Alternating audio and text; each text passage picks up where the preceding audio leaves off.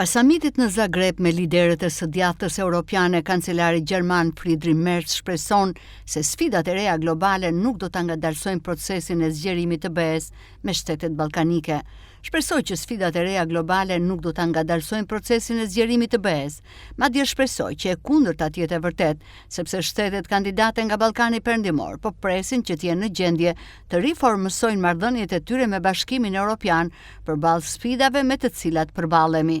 Merz ka besim te roli që mund të luajë Kroacia për të ndihmuar shtetet ballkanike në rrugën e anëtarësimit të plotë në BE.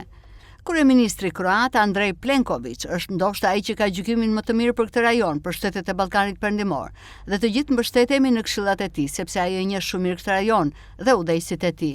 Po flasim për këtë, por ende nuk kemi një zgjidhje, duhet ta pranojmë këtë. Europa e Juglindore nuk duhet të mbetet e ekspozuar ndaj aktorëve të tjerë destabilizues. Bashkimi Evropian duhet të forcojë investimet në këtë rajon, pasi sipas Merz, kjo pjesë e Europës ka një rol të rëndësishëm për stabilitetin e kontinentit tonë.